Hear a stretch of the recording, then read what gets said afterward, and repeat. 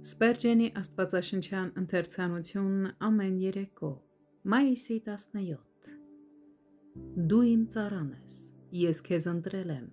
Եսայի 41-րդ գլուխ 9-րդ խոսք Եթե մենք Աստծո շնորհքն ընդունել ենք մեր սրտերի մեջ, ապա դրա ներգործությամբ պետք է, որ Աստծո ծառաներ դարձած լինենք։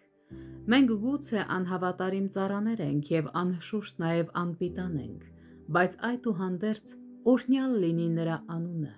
մենք նրա ծառաներն ենք, կրում ենք նրա սպասազգեստները, կերակրվում ենք նրա սեղանից և ենթարկվում ենք նրա հրամաններին։ Մի ժամանակ մենք մեղքին էինք ծառայում, սակայն նա, ով մեզ ազատ է արձակել, իր ընտանիք է վերցրել մեզ և սովորեցրել է հնազանդվել իր կամքին։ Ճիշտ է, մենք կատարյալ կերպով չենք ծառայում մեր Տիրոջը, սակայն կծառայենք այդպես, եթե կարողանայինք։ Երբ մենք լսում ենք, թե ինչպես է Աստծո ձայնը մեզ ասում «Դու իմ ծառան ես», կարող ենք Դավթի հետ պատասխանել. «Ով Տեր, ես քո ծառան եմ, ես քո ծառան եմ և քո աղախնի որդին, դու իմ կապանքներն արձակեցիր» Սաղմոս 116-րդ գլուխ 16-րդ խոսք։ Բայց Աստված մեզ միայն իր ծառաներ չի կոչում, այլ նաև իր ընտրյալները։ Ես քեզ ընտրել եմ։ Մենք չենք առաջինն ընտրել նրան, նա է ընտրել մեզ։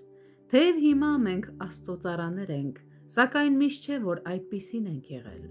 Աստծո ինքնիշխան շնորհքն է դրա հեղինակը։ Ինքնիշխանության աչքն է մեզ առանձնացրել և անփոփոխ շնորհքի ձայնն է հայտարարել։ Քեզ հավիտենական սիրով եմ սիրել։ Երեմիա 31-րդ գլուխ 3-րդ խոսք։ Ժամանակն ու տիեզերքը ստեղծելուց դեռ շատ առաջ Աստված իր ընտրյալների անուններն արդեն գրել էր իր սրտի վրա։ Նրանց նախասահմանել էր իր որդու պատկերին կերպարանակից լինելու և կարգել էր իր սիրո, շնորհքի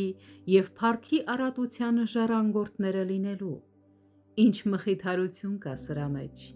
Մի՞թե Տերը, որն այսքան երկար ժամանակ սիրել է մեզ, երեսից կգցի մեզ։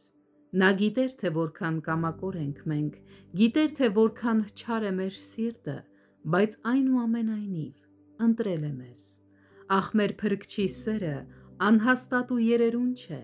Նա մի կարճ ժամանակով չի հրապուրվում իր եկեղեցու գեղեցկության շողարձակումներով, իսկ հետո դուրս անում նրան իր անհավատարմության պատճառով։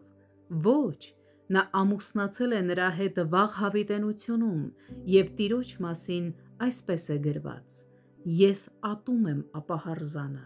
Մաղաքիա 2-րդ գլուխ 16-րդ խոսք։ Հավիտենական ընտրությունը մեր երախտագիտությունը կապում է նրա հավատարմության հետ, և ոչ ոք չի կարող իչիք դարձնել այդ կապը։